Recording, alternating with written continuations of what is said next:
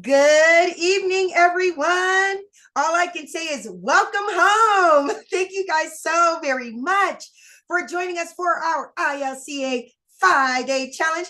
My name is your Queen Connectress, Miss Marnita Casa, and I will be your humble hostess for this evening. Now, you guys, there is something that I always like to say, and that is we totally understand that there are so many different things that you could be doing with your time, that the nighttime is the right time for family and for preparation of the next day. So the fact that you guys decided to come on out and hear what we have to say, it makes us so very happy. So again, thank each and every one of you for being here. Now, I know you guys can see how excited, how happy I am. Let me tell you something. I have been with ILCA. No, I have been with our presenter for almost 5 years. So I have watched ILCA grow from the beginning, and not just ILCA, but all of our students. I am so, hello, I see you, Miss Guys. I am so proud of you guys. I am so happy for your accomplishments and what you have been able to do. So it makes me so very happy to be here again with you guys, where we are learning, we are growing together. And I see everybody is coming on in. Hello, family. I see faces that are familiar and faces that are new. So as you guys come on in, hey, baby, as you guys come on in, please type your name and where you are from in that chat box. And if you have the opportunity, go and turn your cameras on for me.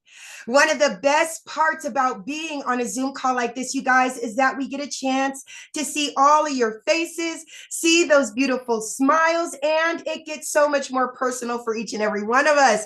So I'm going to go ahead and start saying hello to everybody. I see you, sir. First up, I see the beautiful Miss Rita Burchard is coming on in from sunny San Diego, California. Hello, Queen. Thank you so much for being here with us. I see my good friend. Her name is Miss Carla Arrigo. Hello, beautiful Queen. It is always good to see you. Yes. Thank you so much for being here with us. It is so good to see you. Hello, Miss Yvetta. Oh my gosh, I wasn't expecting to see you, baby. Thank you so much thank you so much for being here. It's good to see you, Queen. I see we have the wonderful Mr. CJ Jackson is here. Boom. Yes, sir. Hello, King. There he is. Thank you so much for being here, CJ. It is always good to see you, sir. There is my good friend, Mr. Clairvaux Albert. Hello. He is coming on in from Connecticut. Yes, you are 1000% correct, sir. It is very, very great to be back, and it's great to see you. Thank you so much for being here, sir. I see the beautiful Miss Jacqueline Briggs is here with us tonight. Hello, Jacqueline. She is coming on in from St. Petersburg, Florida. There is my lovely Miss Patty Geis. Baby, we have missed you. Thank you so much for being here. Patty Geis is coming on in from San Diego, California. Miss Carla Arrigo is coming on in from St. Louis, Missouri. We have Miss Janelle Appling just came on in. She's coming on in from Colorado. I see you, Elton. Hi, how are you? It's good to see you. All my friends are back. I'm so very happy. Thank you so much for being here, sir. I see we have Miss Kimberly Brooks is here with us tonight. There is the beautiful Miss Samantha. Oh my gosh, sorry, you guys. There is the beautiful Miss Samantha Studebaker. Carl is here with us tonight. Hello, love. Thank you so much for being a part of our community. There is my good friend, Mr. Nathan Hansberger. Hi, Nathan. It's good to see you, sir. He is coming on in from Las Vegas, Nevada. Miss Patty Geis says she's still recovering. You guys, please send her love and healing energy. Yes, sir. She is getting better for us. So next time we see you, baby, we want to make sure that you're doing much better, okay? So you guys, while, yes, ma'am, giving you hearts and lots of love. While you guys are coming on in, definitely take the time to send out that link. Let me tell you, the information that we have coming off of this session is so extremely valuable. With everything going on in the cryptocurrency and the blockchain technology space, you have to be educated in order to keep yourself safe. So you guys, please grab yourself a pen and paper so you can be able to take all the notes that you, I see Lead by example, Miss Carla Enrigo. Yes, you guys do just like Miss Carla is doing. Get your pen and paper ready. Okay, you guys, we're at the top of the hour. We're going to go ahead and get our party started again. Thank each and every one of you so very much for being here for our ILCA 5-day challenge. My name is your Queen Connectress, Miss Marnita Casa, and I am your humble hostess. Now, it is my honor to introduce each and every one of you to a man that for over 25 years dominated the direct sales industry. His cryptocurrency education is used by companies and universities worldwide. For over 6 years, he dedicated his life to learning about cryptocurrency and blockchain technology, but he didn't just stop there. He decided to go out, share that information with the masses. And he did this by putting on fun and exciting Bitcoin boot camps nationwide at no cost. He has built thriving communities and wonderful platforms like you see before you now. So without further ado, it is my honor to introduce you all to Mr. Brandon Ivey. All right. We are back. We're back. Thank you, Ms. Costa, for that introduction. We did not do a 5-day challenge last month. So we skipped a month. So we're back at doing it now. I want to welcome all of you guys, those of you on Zoom, our Inner Circle VIP members, and also welcome all of you on our YouTube channel that's watching us. You may be watching us for the very first time. Like Ms. Costa said, make sure you get some notepad and pen and take notes and write down questions that you may have. And this is going to be still a modified 5-day challenge from the ones you guys have seen before, because we this year stumbled upon a gem in the crypto space that has allowed us to fulfill one of our goals in this community of earning while you learn. See, I'm here to teach, and then it's up to you to take that knowledge to go out there and apply it so that you can start earning and build a portfolio. But every now and then, a project comes along that we as a community and collectively can be a part of that we can win. I mean, many people, their first time getting into the crypto space is not because you are genuinely interested in learning about crypto, but most of it is because you heard about somebody or an opportunity to make some money, and you jumped into this space with that intent, and you skip the learning process, to be able to have a mature and effective crypto experience. And because of that, people end up losing more than winning. I mean, how many of you guys have ever lost money in crypto? Type me in the chat box. And that goes without saying, that is everybody, including me. But my crypto education has allowed me to earn more than I've lost. I figured out some key rules to protect yourself in this space. Now, those of you that's on YouTube and you're asking, hey, how come those people are on Zoom? Like I said, they're my inner circle. There are VIP members, and we'll show you how if you want to be a part of that later on. But my VIP members, the inner circle that is a part of this crypto health and wellness opportunity, they're winning. All right. They're the ones that's making the most money, and they're also the ones that is most protected from any hackers and scammers. They're not having those difficulties and problems. Education is key. Education is everything. Now, how did we even get to this point? Why did we start this 5-day challenge, especially for those of you that are brand new? How did I get into this? Because I've been in the direct selling space for 25 years, and I was blessed to be able to walk off my job and retire 12 years ago. I got into crypto 8 years ago. And the reason was because as I was making more money, I wanted to find ways to diversify my money and put it in places that my money can make money for me, instead of me having to go out there and recruit and build teams and do that over and over every 6-month turnover rate. Companies coming and going overnight and having to start over and over again. It became tiring. It became like a job to me. And the whole point of being self-employed in the direct selling space is to earn residual income, to do the work one time and have money coming in over and over and over again. There's no such thing as residual income now in the direct selling industry. Only a very, very, very small group of people have achieved that and is still doing that today. So I said, what can I get into? And I saw friends of mine that were making a lot of money in this crypto space, this thing called Bitcoin. I didn't fully understand it, but I knew about it. I was first made aware of Bitcoin in 2010. Late at night, I was watching some nerd video game TV, and the person that was interviewing this gamer, he was showing he built some new gaming rig, and it was in his man cave. But off to the side, he had like four machines lined up, and they were all lit up. And the interview guy said, "Hey, what are those rigs over there?" He says, "Oh, those are my old rigs." He says, "But you still have them turned on?" He says, "Yeah, I'm mining Bitcoin." He said, "What?" He says, "Yeah, I'm using my old rigs to mine Bitcoin, putting them to work."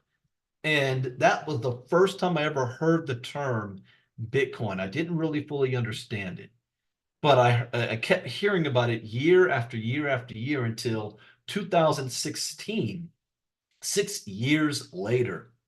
2016, I saw Bitcoin grow all the way up to more than $600 a coin. And I said, let me go ahead and buy a couple of these and see what happens. And I bought 3 Bitcoin for $640 each. I forgot about it. I got a Coinbase account. I didn't know what the hell I was doing. I just heard you have to go to Coinbase and set up an account. It was like setting up a PayPal account. That's what I did. I hooked up my bank account. I bought 3 Bitcoin. Forgot about it. 3 months later, in December 2016, December has always been the slowest month for me in business, but it's also the most expensive month for me. So I was looking for ways I need to have some extra money coming in. I was like, wait a minute, I got those 3 Bitcoin. And I looked to see what they were worth, and they were worth now $870 a piece, more than $200 increase each. I was like, oh, I just made some money. That's Christmas money. So I sold those 3 Bitcoin December 2016, and I thought I was a genius. I had an ego. I thought I was the smartest man. I don't need to know this crypto stuff to make money. How many of you guys have heard people like that? I don't need to get educated in this. I'm a 7-figure earner. I know what to do.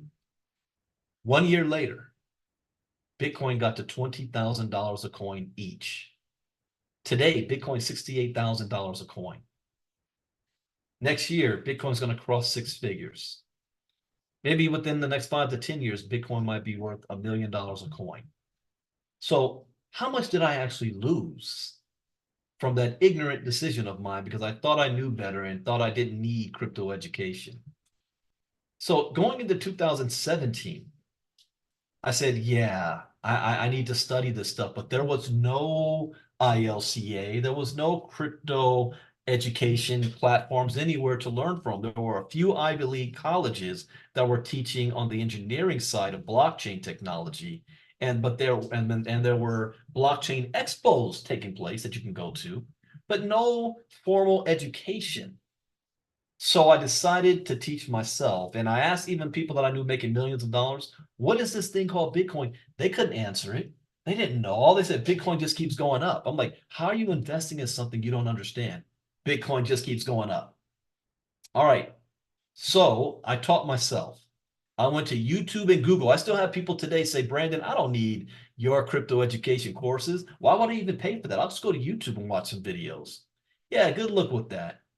I spent since 6 months going through that process to realize that 50% of the information that I received was wrong. The other 50% was outdated. But I did learn two things that changed my life, changed the direction of my career.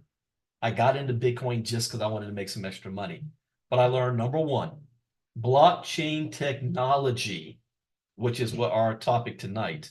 Blockchain technology is going to disrupt every single industry on the planet today, whether you like it or not, believe it or not, trust it or not. Your opinion of this, your knowledge of this is irrelevant. Is not asking for your permission. Did the internet ask us permission in the 90s to come about, whether we understood it or not? People made fun of email. People made fun of Bill Gates talking about Windows and a computer.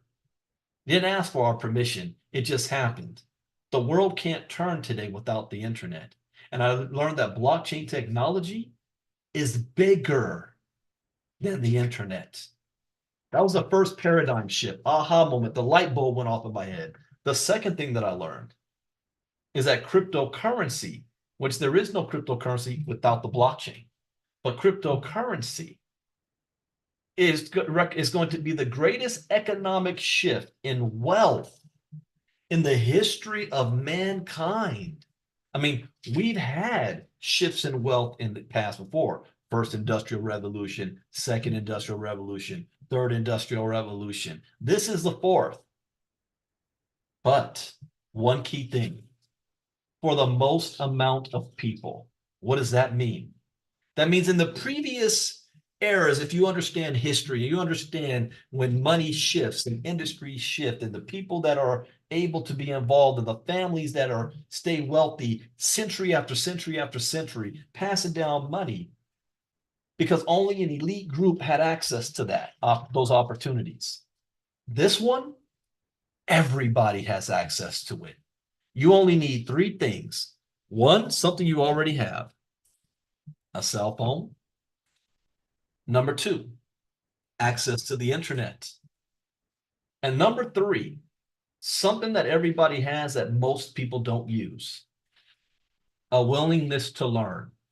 We even see it in the NQT community. I have people say, Brandon, you mean to tell me I have to watch an hour-long video to learn how to just sign up? Can I just pull up my credit card and a website and be done with it?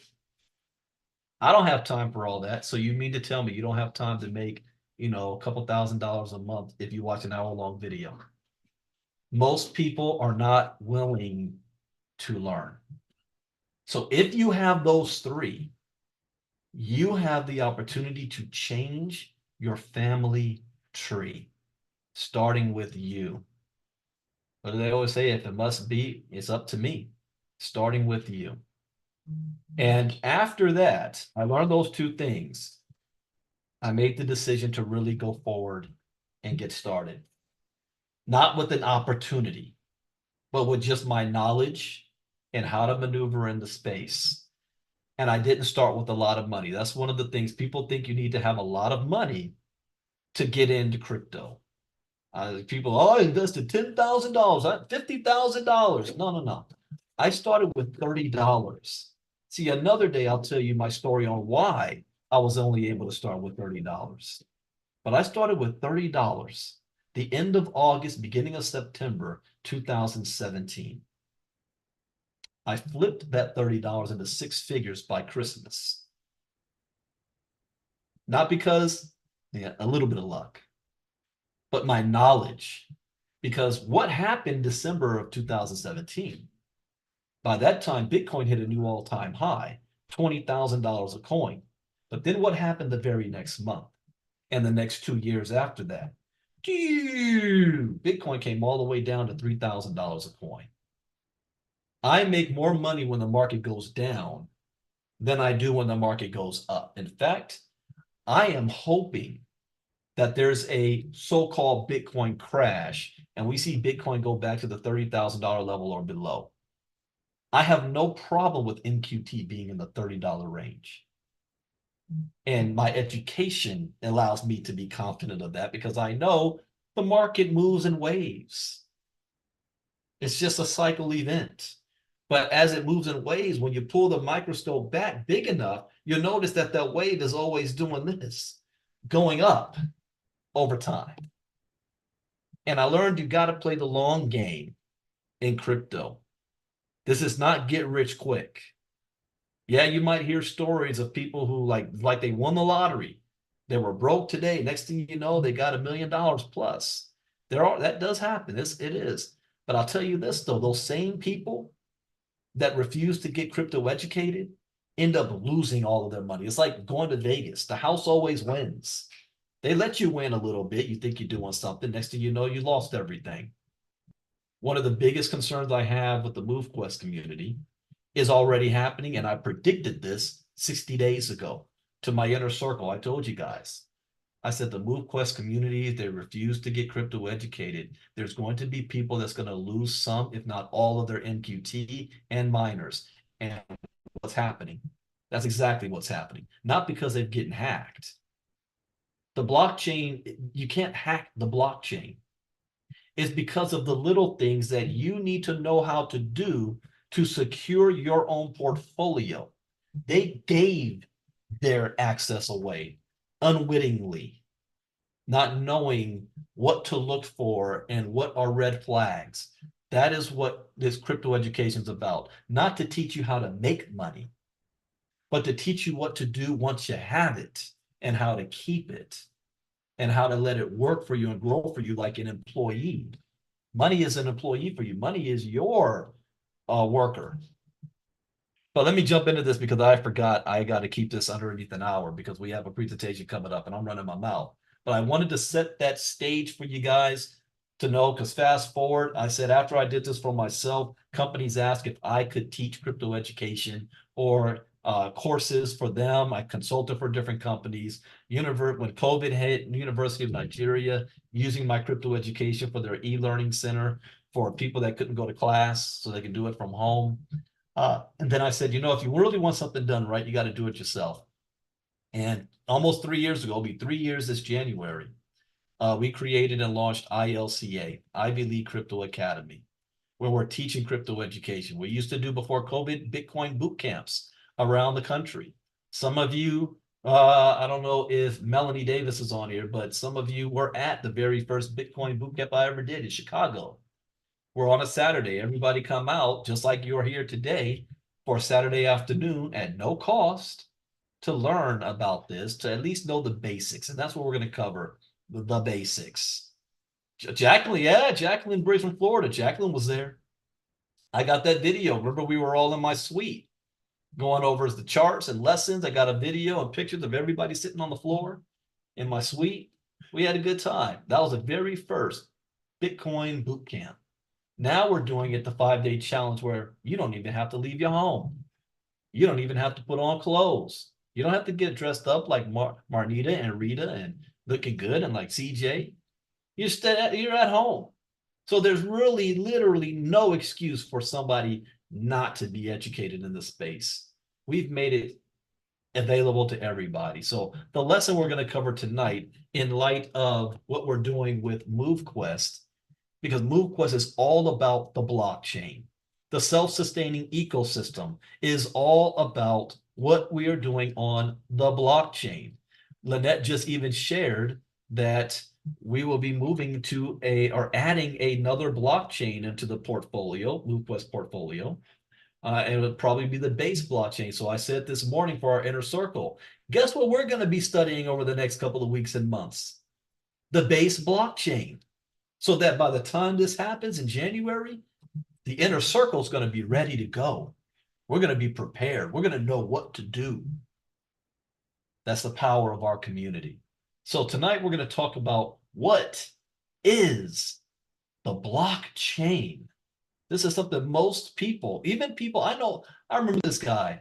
He made at least $4 to $5 million in Bitcoin. And I asked him, what's the blockchain? And he didn't know. He didn't know the difference between blockchain and Bitcoin. He thought it was one and the same, and it's not. So let's cover what is the blockchain. Well, what is a blockchain? This is the scientific definition. And understand, I made my crypto courses, I wrote them in a way that my mom can understand. I had to dumb it down a little bit, not saying that anybody's dumb, but saying that we can understand without having to go to school and get a rocket degree. So what is a blockchain?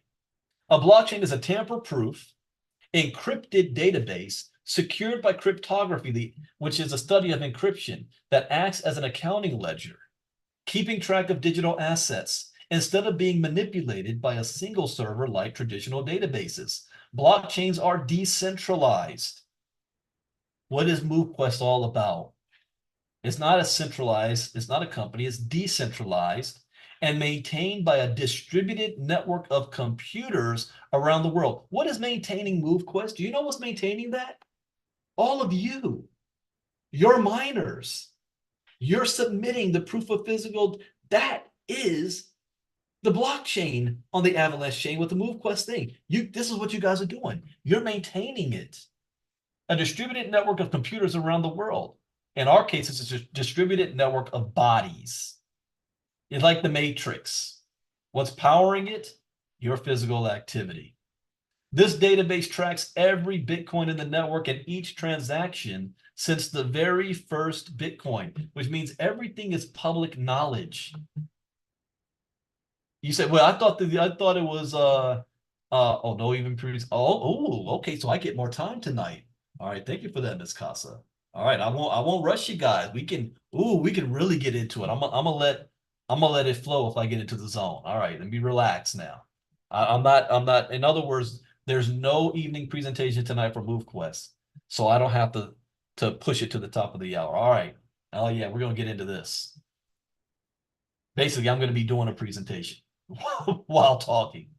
This database tracks every Bitcoin in the network and each transaction since the very first Bitcoin. You can think of Bitcoin as an accounting system. Through the blockchain, it is a way of recording transactions and value digitally in an open and distributed self-clearing ledger. Now, that's a scientific term. So most people, when they read that for the first time, they still have no idea what that meant. But I read things like when I studied for constitutional law and take the LSAT and everything, I read things like a lawyer does. There's a couple of key words in this paragraph that stick out that you need to be familiar with, like the word blockchain, like the word decentralized, the word distributed, self-clearing ledger. If you just for curiosity, if you don't know what a ledger is, type me in the chat box. If you don't know what a ledger is, even those of you on YouTube too, I see all you guys on YouTube. If you don't want to ledger it, don't know what it is, there's no shame if you don't. It's okay. That's why you're here, to learn. But self-clearing ledger, the blockchain. Beginners to crypto sometimes hear the word blockchain and think the term blockchain is synonymous with Bitcoin. However, this would be like saying that smartphone technology and Apple have the same meaning. The relationship between Bitcoin and blockchain is like the relationship between Facebook and the internet. And I'm going to answer that for you, Avis, in a second. Bitcoin is based on blockchain technology. Blockchain technology preceded Bitcoin, meaning it came first. It's like to say, what came first, the chicken or the egg? Blockchain preceded Bitcoin. Bitcoin cannot exist without the blockchain. Do you think Bitcoin is the very first time somebody said, yeah, let me try to invent internet money? No, it's been tried before, or digital money, but it was never able to succeed until the technology of blockchain made it so. Facebook cannot work without the internet. Can you log into Facebook with no internet? No, you need to have the internet. So Bitcoin wouldn't be able to work without its blockchain. So someone goes, oh, I created something called Bitcoin. What's it being run on? What rail system? There's nothing, then you can't do anything with it. It's monopoly money. Let's get a visual image in your minds. So picture this. There's a digital block that's created on the internet. Inside that block is data. For cryptocurrencies, text data of a list of transactions is inside of each block. I have a new visualization because last night on History Channel, I was watching the history of toys around the world. And they were talking about the Erector set and the invention of the Lego in Denmark, and how the very first Legos, they could stack on top of each other, but they failed because they couldn't stick. If the cat or dog hit the table, your hours of work would get tumbled over and it's gone. So Lego almost failed until they figured out, how do we make these blocks stick to each other so you can build on top of one another? Same concept here. For NFTs, text data detailing ownership of digital assets is inside of each block. Every time a new block is created, it is linked or chained back to the previous block. So you have a series of blocks full of data, all chained together to each other. Think of it like this. I have multiple computers and laptops, and one thing that I do not do, I do not save anything to my hard drive, and I'm still very skeptical of the cloud. And that's going to take a long time because I know the future is moving to cloud type stuff, but I don't trust it. I always use external hard drives. And when one fills up with data and information, I unplug it, and I plug a new one in to keep moving forward. That is like a chain link fence. It's a chain. That's why it's called block chain. They are all chained together. Another way to visualize it is like this. Picture each block as a page in a book. The data inside each block are the words on the page. And the chain is the book's spine that holds all the pages together. Could you have a book without the spine? If you just have pages and they're not connected to each other, what's keeping those pages in order?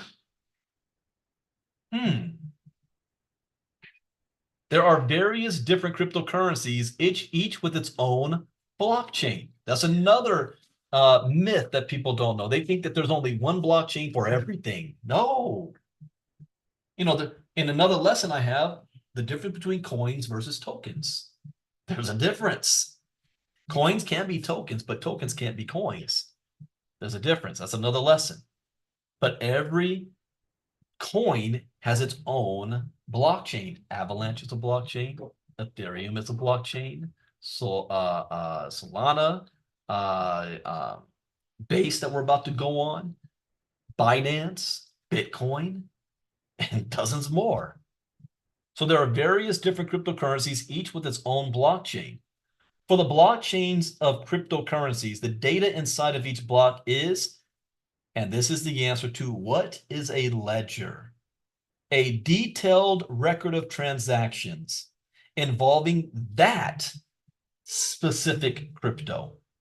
So Bitcoin's blockchain is not recording Ethereum data or Avalanche data or Solana data. It's recording every transaction of Bitcoin. And that's all it does. That is the only thing it does. Every time you move Bitcoin from one wallet to another, you buy Bitcoin, you sell Bitcoin, you trade it. All it's doing is recording that information into the block. Once it fills up, it closes. And as I say in the MoveQuest presentations, once it's closed, that block is then rewarded with Bitcoin. But basically, each block is one page in a digital ledger. So every time you go to the store and you buy something, they hand you a receipt. That receipt is a ledger. Every time you open up let's say you do online banking, and you got Bank of America, Chase, Wells Fargo, whatever app on your phone, and you're looking at your statement, that is a ledger. It's just a record of what you have done. So at the end of every month, your bank sends you like a statement, and you're able to see all of your transactions from that statement. That's a ledger, but that is not a decentralized ledger. That's what we're used to doing. So how are new blocks added to the chain? In order to add a new block to a chain, a complex math equation must be solved. For Bitcoin's blockchain, basically somebody needs to guess a number between 1 and 4 billion in order to add a block to the blockchain. This requires a vast amount of computing power, as well as some time, roughly 10 minutes per block on Bitcoin's blockchain. The individual or group, hey, I thought I upgraded this one. The individual or group who guesses the correct number creates the new block and is rewarded. Up until last April, it was 6.25 Bitcoin, but since the Bitcoin halving, it is now 3.125 Bitcoin for every block. This process is called mining. What are we doing on MoveQuest? Your physical activity, you're mining for the MQT token. But it really should be called something like creating a new block by guessing the correct number. So how are new blocks added to the chain? The fact that it is so difficult to add a new block makes it so that no one organization can ever add too many blocks in a row. Here's another way if I want to equate this to MoveQuest. You can only do 20,000 steps a day, 10 miles, 2,000 to 4,000 calories, 2 hours workout time, 8 hours sleep. Why? So that no one individual can go out there and soak up all the MQT tokens. That's no good for a project to have 1 or 2 or 3 whales that own everything. It's got to be dispersed. We want to have a large amount of people getting access to it. And if MQT is only 2,500 coins a day, someone will say, well, why do we want to have more people on it? Because that means we're getting less MQT. That is true. You're getting less MQT, but the value of it and the demand for it goes through the roof. Again, I bought Bitcoin at $640 a coin. Today it's worth $67,000. There's far more people mining Bitcoin today than they were in 2016 when I bought it for the first time. Those of us who were a part of MQT just 60 days ago, 90 days ago, was receiving more MQT every day. But the value of MQT was like $2, $3, $5, $6 a coin. It got all the way up to 125. So even though it goes up, it can still come down. That doesn't mean you lost. That's just market fluctuation. It will go right back up. You only lose if you sell at a loss. That's the only thing. So the fact that it's so difficult to add a new block makes it that no one organization or group can ever add too many blocks in a row. It will be like the same person winning the lottery over and over again. The fact that blocks are so difficult to create is also the reason why they are so tamper-proof and immutable. So now we know what a blockchain is, how blocks are created, and what each block is filled with, a digital ledger of transactions. Now, different blockchains do different things. The Ethereum blockchain and others do more than just record transactions. You can actually build smart contracts on them. So now it's recording something like your physical activity, contracts, businesses, programs. So the blockchain is always going to expand. You're going to be introduced to a word called Web3. That's the future. That is unavoidable because that's what the internet is. It's going to be the third version of the internet. Internet 3.0 or 4.0 or 5.0, what they're already saying now. Just on a sidetrack, what that means, the internet itself was called the information superhighway, the ability to share information across the globe instantaneous and create copies of something. What the blockchain is now doing is saying you're now going to still have that same connectivity. However, it's no longer going to be centralized where you have to have permission through a Google or a Facebook or a Twitter or an Instagram, so on and so forth. You won't even have your name attached to it. It will be anonymous, where now you're not no longer sharing information, but you are also transferring ownership. Like it's almost like a physical ownership transfer happening digitally. So if I send a file to you digitally, I no longer have that file. You do, and you are the owner. See, with the regular internet, if I send you something, we both have the same copy. And if that person sends to someone else, they have the same copy. Now, three of us do. That's why there's always been copyright issues when it came to the internet. With the blockchain, that's no longer the case. We now can transfer and verify ownership around the world digitally for the first time ever. This is a revolutionary change taking place. The reason why the world's largest financial business called BlackRock is involved. We're talking about, when I say the greatest shift in wealth, more than $600 trillion in world assets is on the move for the very first time ever. All we need to do is be in the front of it. That's when I do this the lesson on the river of money. And let me bring it back. I'll go off on you. So anyway, let's bring it back to this. To understand the significance of blockchain technology, we must go back in time and look at ledgers and their function. So a ledger, here's the answer to that question again. A ledger is simply a documented record of transactions. A blockchain is a ledger. A blockchain is a documented record of transactions. So Ladies, you go to the girls, or you go to the mall, you buy yourself a dress, you take it home, you didn't like it, it didn't fit right, or you saw somebody else with it for whatever reason, you want to take it back. And you go back to take it back, and they say, yeah, you say, I want to return this dress. The first thing they're going to say is, okay, can you give us the receipt? Oh, I lost my receipt. Oh, well, then I can't take it. It's like, well, look, this is your dress. The tag is still on it. See, that's your tag. I didn't even take the tag off. Look at the video camera. I was here at 3:25 yesterday. You can see me coming in and coming out. Yeah, I understand all that, man, but I still need that receipt.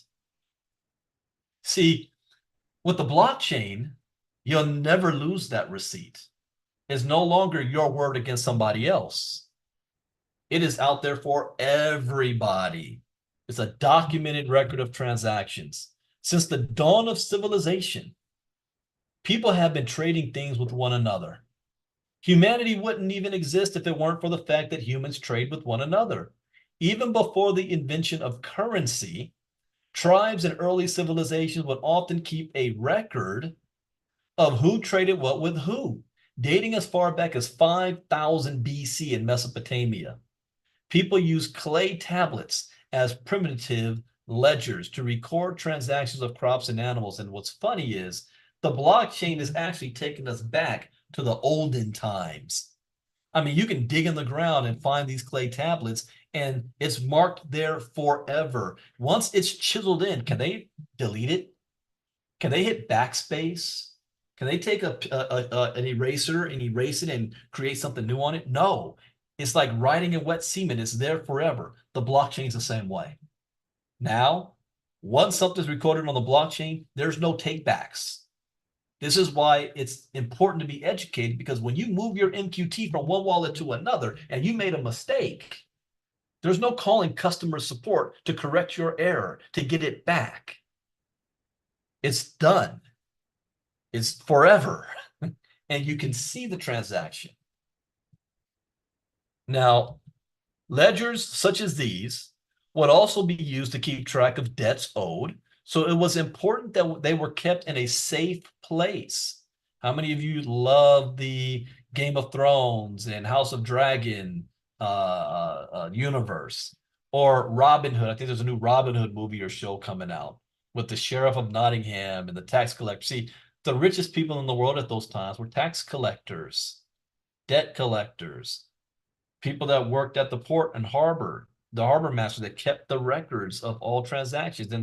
In the Game of Thrones world, it's the Iron Bank. They're the ones that have all the records. And so, did everyone else have access to that? No, you didn't. But these were the seeds of the first banks. This is what we call the first ledger. Later, banks took over the role of calculating and maintaining ledgers. Why? Well, imagine this. You ever wonder where the barter system came from? And bribery? So imagine you pulled into an old port in the olden days and you wanted to sell some goods, and you had to pull into the harbor master. And then once you dock, they're going to take a list of everything you're bringing on to sell. And then when it's time for you to leave, you got to go back and see how much do you have left?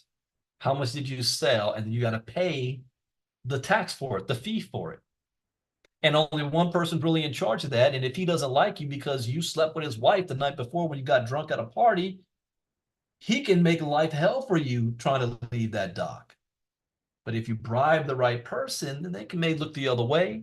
What's stopping him from erasing the numbers and writing something else in? What recourse do you have for that?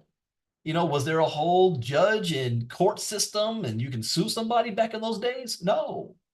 That's where bribery, it was part of, the cost of doing business. So then we move into the second ledger system, which is what we're using currently today. Banks took over the role of calculating and maintaining ledgers. They kept track of transactions as well as debts owed and kept these records and ledgers safe, except at this point, people were using currency and no longer bartering with crops, animals, and other goods. And bartering has never really gone away. And my earliest memory of my grandpa taking me down to the Compton swap meet, it was every Saturday or so, we were down to the Compton swap meet. He never paid full price for nothing. He was the haggling king in those days. It was an insult to talk to him about well, regular price. I even saw him haggle at the freaking grocery store. I'm like, Grandpa, I mean, their prices is our prices, and I'm not paying that. And he didn't. I don't know how he always got away with it, the local grocery store. But the barter system now is a little bit more modern, right? You don't have to do that. Modern banking. For centuries, people have trusted banks to keep and maintain ledgers. And ledgers is basically records. People agree with the information in a bank's ledgers and trust that that information is safe from tampering or damage. And even if you have that, if two people still don't agree, then you have a whole nother system. Well, we need to hire lawyers. We need to go to court. You got to go to the judge, maybe settlements. A whole third party industry was born that is, I like to call them like parasites sucking off of this. And it's the main reason why you haven't seen blockchain really be adopted from the authorities, because you're taking from them. We're saying we are eliminating the middleman. We don't need them anymore. We now can deal with each other. And I don't have to trust you. I don't have to like you to be able to do business, because the blockchain keeps you whole. It keeps you honest. You can't get over on the blockchain. So because everyone agrees with the information in a bank's records, banks are often used as an intermediary for transactions between two parties. When you swipe your debit card at the grocery store and the POS, point of sale terminal, states that the transaction has gone through, the grocery store trusts that you've paid. The grocery store trusts your bank's records. That's what it all comes down to, trust. Both parties involved in a transaction trust that the records of the bank are accurate until they're not. You know, one thing that, and you keep this in a note, Senator Elizabeth Warren and others is going after the crypto space because they say it's being used for illicit activity. Know that only 0.1% of all crypto transactions has anything to do with anything illegal or avoiding sanctions or terrorist activity, whereas 33% of US dollar transactions has something to do with something illegal or illicit. 33%. But it all comes down to trust. The pros and cons of using banks and their ledgers. Banks add a level of trust and security to transactions. This is why banks have been around for hundreds of years. The downside to this is that banks and their governments have the power to monitor and control people's money, as well as put their hands in people's pockets with fees, especially when transferring money internationally and or converting fiat currencies. So the issue is, for centuries, we have been trusting banks to keep records or ledgers of who owns and owes what. You know that there's a huge problem with Wells Fargo's having. Those of you in my inner circle, we covered this in our crypto talks. They've had just this year 3 or 4 major security breaches, where not only was all their people's data stolen, but also Wells Fargo made an error in some of their transactions and was illegally charging people extra fees. They figured it out internally, and they sent a memo out to everybody saying, oh, you're going to start seeing some refunds coming into your account, but they never said why. They still have not been forthcoming as to what the problem was, nor are they actually sharing, how do we know we're actually getting everything we're supposed to get? Because it's internal for them, they don't have to share. So there's a class action lawsuit going around with people in Wells Fargo to force the bank to be forthcoming with what the problem was. When you're dealing with the blockchain, you don't need to ask for permission. It's already right there. So the issue is, for centuries, we have been trusting banks to keep records of who owns and owes what. But at the same time, we've been sacrificing some of our privacy, independence, and percentages of our wealth in fees. I mean, banks charge you to set up a bank account. They charge you for the benefit of, or the blessing of you giving them your money to store it. They charge you when you want to hold it. They charge you to withdraw it. They charge you interest fees on everything. They charge you overdraft fees on some ridiculous stuff on your money. And then they take your money and they go and invest your money and they make money off of your money and they don't split it with you.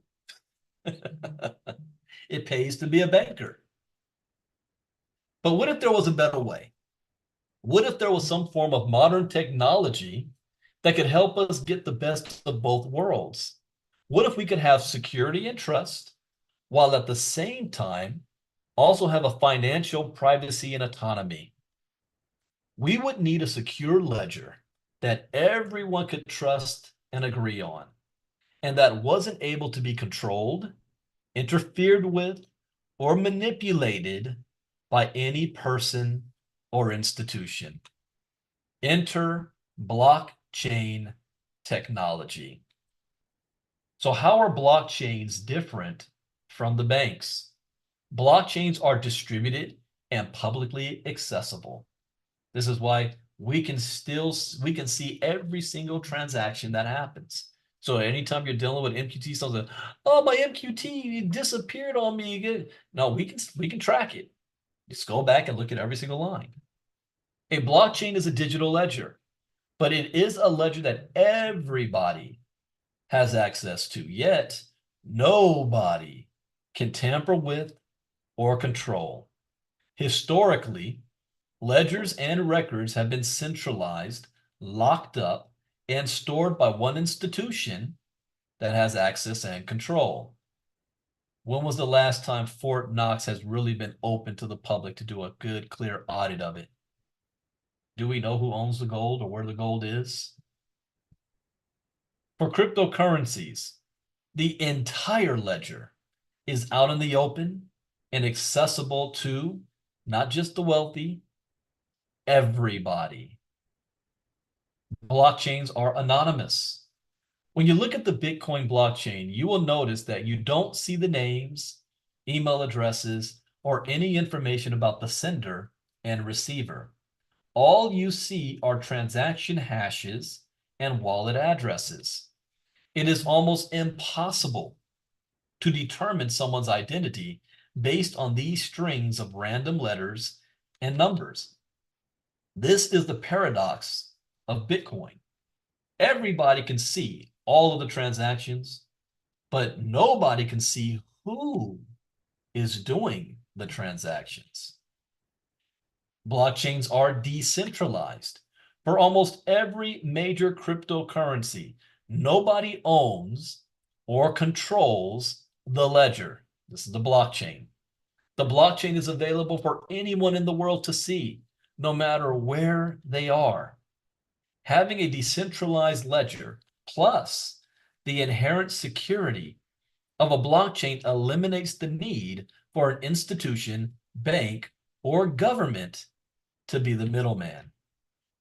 Having a transparent distributed ledger blockchain means, and understand this too, now that you're being exposed to this, you're going to start hearing it more in the news and popping up everywhere. You're going to hear two words here. You're going to hear blockchain and you're going to hear distributed ledger technology, or DLT. It's the same thing, okay?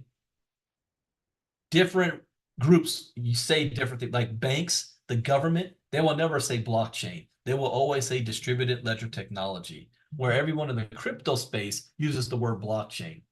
Think that like the Democrats will say the Affordable Care Act, Republicans will say Obamacare. It's the same thing. It's just the uneducated don't know that it's the same thing. So having a transparent distributed ledger blockchain means that cryptocurrency is open to everybody on the planet. An entire 31% of adults in the world do not have access to a bank account. But if they have access to an internet connection, then they can access cryptocurrencies. And think about that.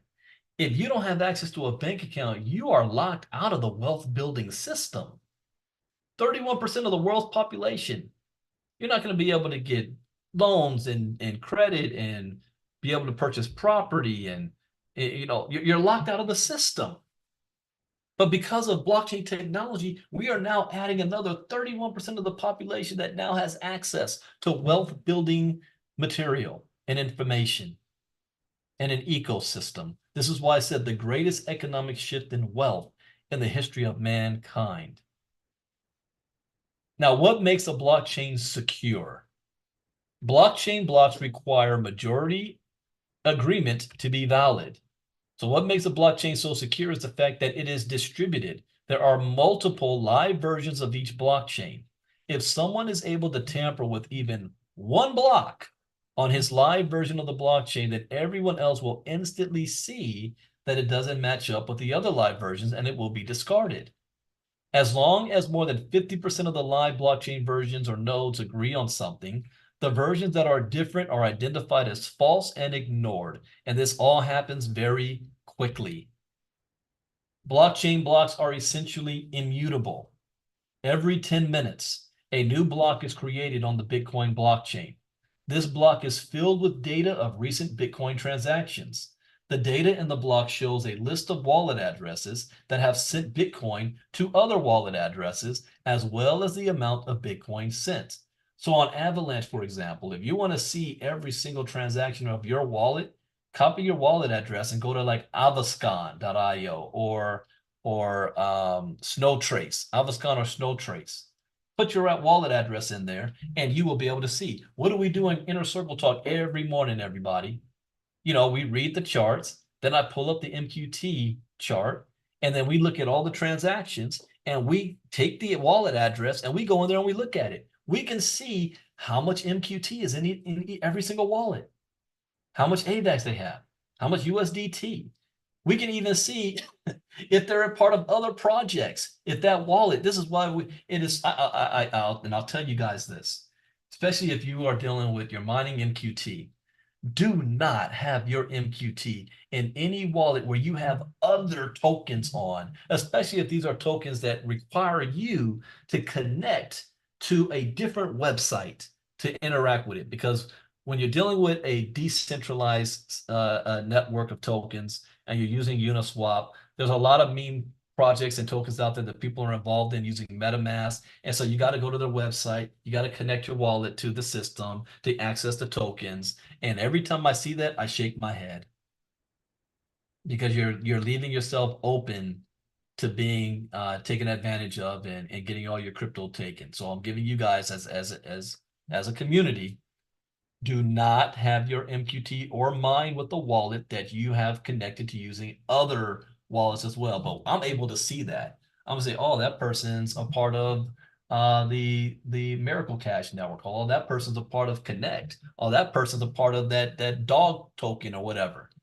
You're you're playing with fire with that. Have them in dedicated wallets by themselves. And later this week, I think it's on Thursday, Thursday we're going to talk about wallets and the difference of those. Once the block has been mined and the data is written inside, the block is closed and becomes added to the end of the blockchain. At that point, it is almost impossible to edit, modify, or remove. It's like writing in wet cement.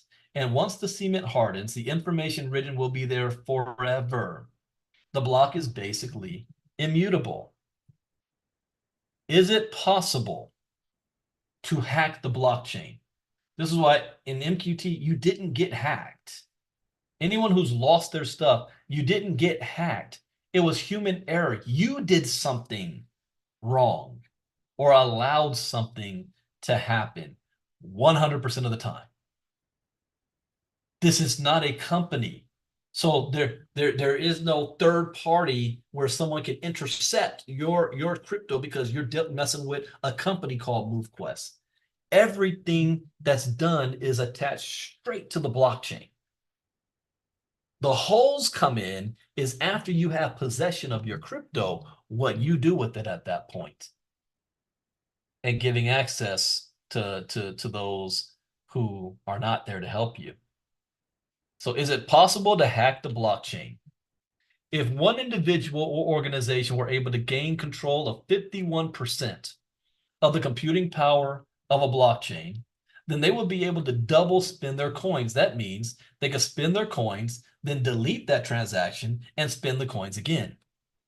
To amount a successful 51% attack on a large crypto such as Bitcoin would require an astronomical amount of computing power, costing billions or tens of billions of dollars.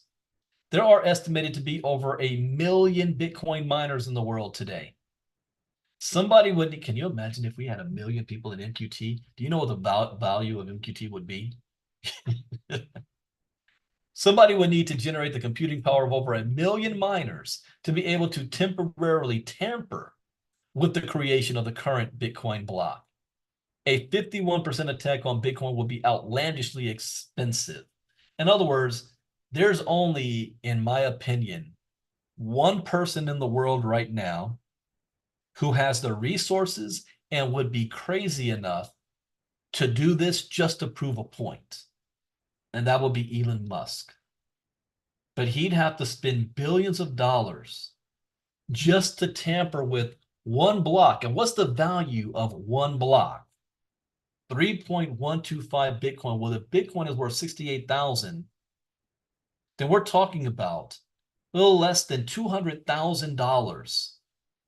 He will spend billions of dollars just to mess with less than $200,000 worth of crypto that would be corrected anyway. So it wouldn't even be worth it for somebody to try to do that. Because blockchain technology is by nature secure, anonymous, immutable, and decentralized, is being eyed for other applications beyond only cryptocurrency. You see, I have in my crypto company 10 courses, 10, not just Bitcoin. We've got Bitcoin 101, Crypto Advance, how to trade Bitcoin and cryptocurrencies, Internet of Things, DeFi, NFTs, metaverse, tokenization. Ooh, I just had a brain fart. I got 2 more, but 10 courses. Oh, artificial intelligence, AI.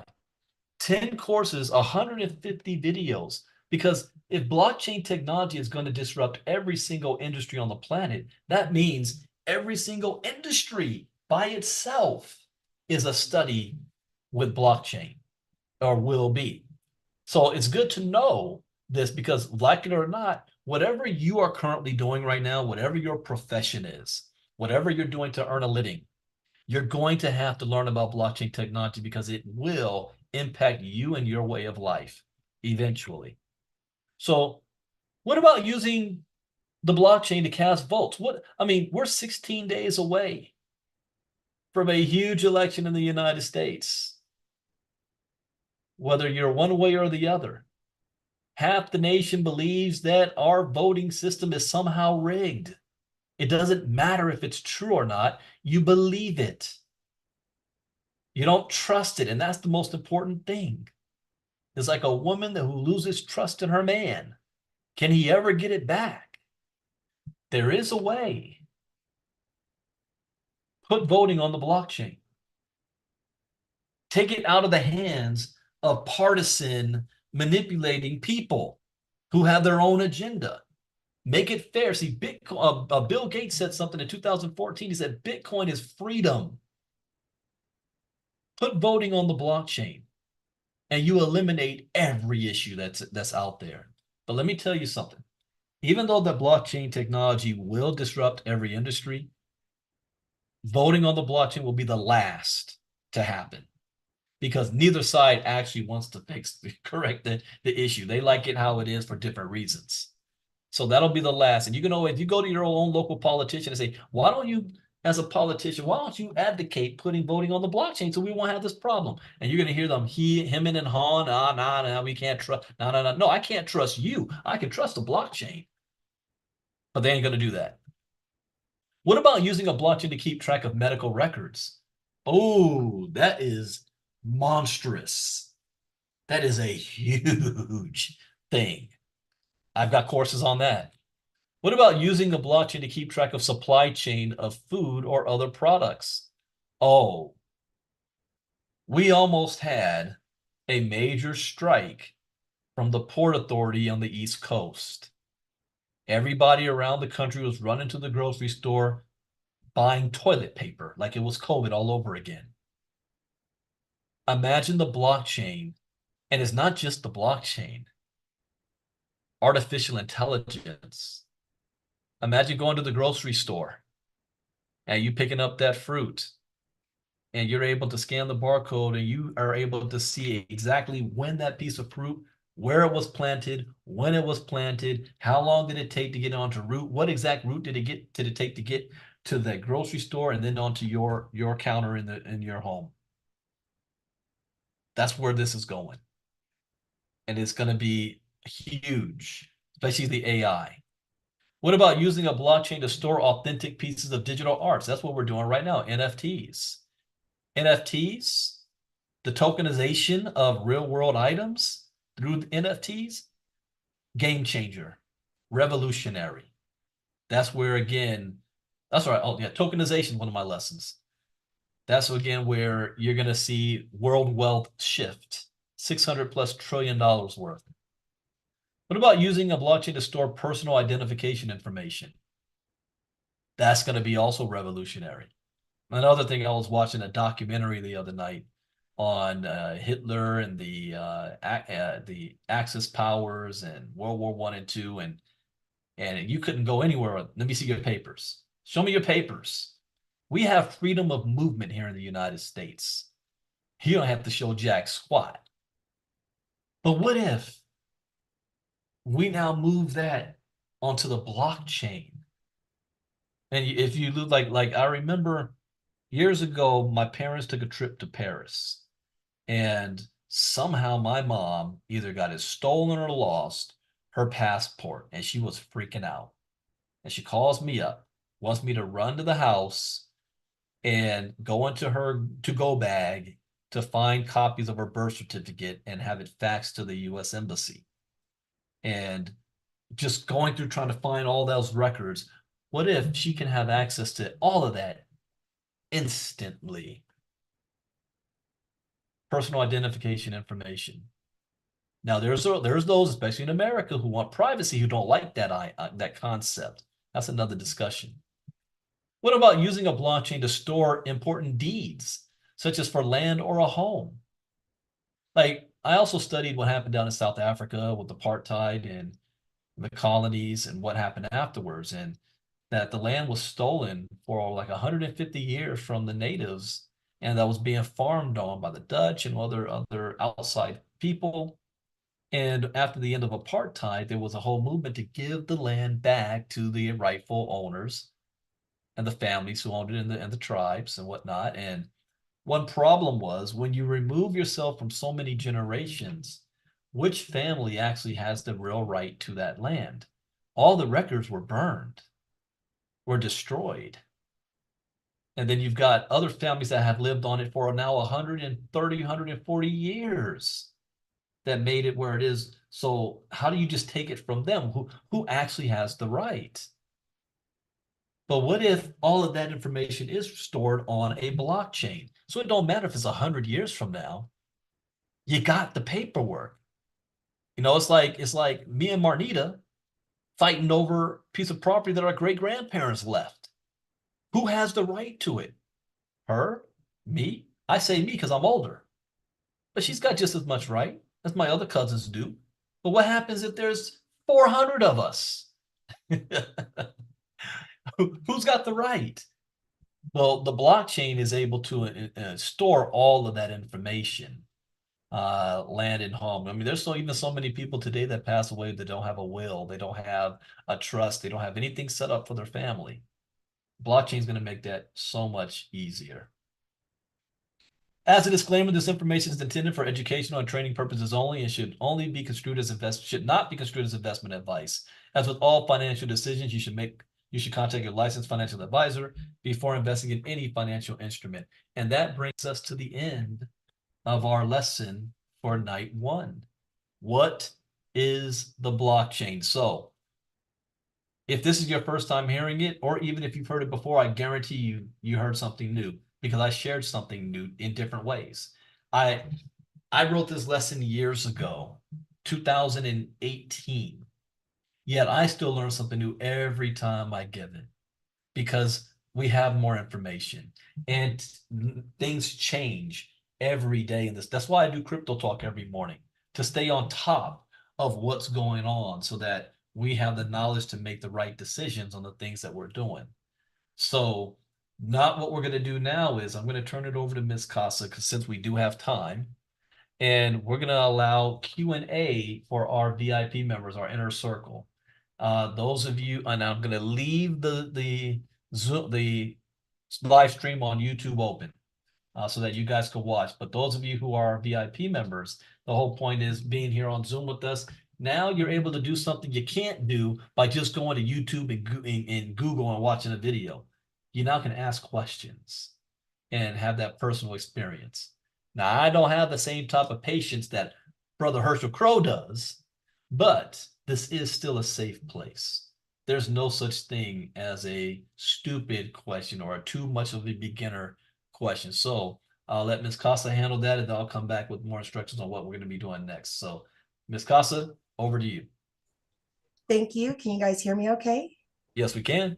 All right, you guys. Well, this is actually my favorite time. We just only ask three things of you. The first thing is please do not unmute your mic until you are called upon. The second thing is we do ask for two questions unless we have time for more. And the third one is there are no silly questions. So, whatever question you might have on your mind, please raise your hand and I will call on you. This is our educated group. That's what I was going to say. I guess we have some veterans here. They're all good to go. There she is. Okay, Miss Judy, the floor is all yours.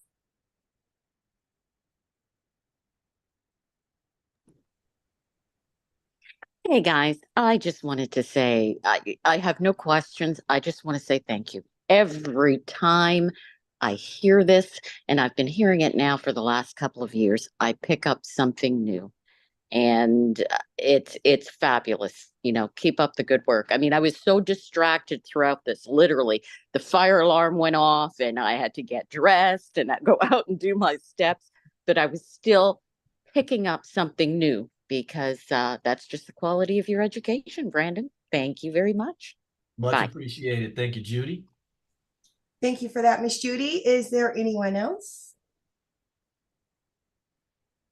All right, Mr. Ivey, back to you. All right, great. So here's what's going to happen next. We will be back tomorrow night, same time, same link. Also on YouTube, same link there for YouTube. If you found that this information was valuable, share it with others. Especially in the MoveQuest community, we should have a couple thousand people on here because a more educated community means that we all make more money. One of the main problems that we've had to struggle with is that some people miss some basic information. They got their crypto stolen on the MQT site, and all that was now throwing chum in the water for all the hackers and scammers to say, we've got a vulnerable community over there to prey on. And because some members got hit, they feel that they can get more. And so now we got to swim with all of those sharks because not everybody here knows what they're doing. And so it's now more than ever, education is your armor. It is your shield to protect. It is more valuable than even the MQT that you're earning because this is information that nobody can take from you and you'll be able to use for the rest of your life in this space. So share it with everybody. I'm not charging you for this. All right. This is open time. Now, those of you on YouTube say, well, how do I get into the inner circle? I want to be a VIP. I want to be with the cool kids. I want to be up there with Kenny and Marnita and Rita. How do I do that? Well, you can join our inner circle by being a member of our inner circle. I do crypto talks 5 days a week, but four just for our community, Monday through Thursday at 12 p.m. Eastern, an hour before I do the MQT presentation. And we cover everything on that. We're reading the charts. We cover geopolitics, things that's going on We cover also what's happened with MQT, and you're getting my personal, opinions on things and movements and strategies. And that's our inner circle, but that is not free. That's $49 a month to be a part of our inner circle, to get my knowledge and experience. And you'll be a VIP member. So every time we do a 5-day challenge, you're now on Zoom with us, like you see everybody here, and you have access to be able to ask us questions and get, most people have their aha moments in the Q&A side of things and access to our community. So that's what's going to happen tomorrow night. Our topic is going to be, what is cryptocurrencies? So now that you know what the blockchain is, now we're going to talk about the crypto coins that ride on top of it, MQT and all the rest. That's going to be tomorrow night. Same time. I don't know if there's going to be a MoveQuest evening presentation. Then we will only go 1 hour. I'll keep it 1 hour and then we're done. A change up. We're not going to have anything Wednesday nights. Not going to have anything Wednesday. I have family things I have to take care of on Wednesday all day. So this week will be Monday tonight, Tuesday, Thursday, and Friday. Wednesday you'll have off.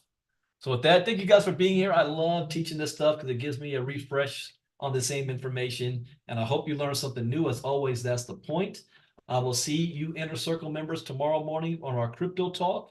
And I'll be doing the next the MQT presentation tomorrow, right after that at 1 p.m. Eastern. Take care, everybody. Brandon Ivey out. Bye-bye.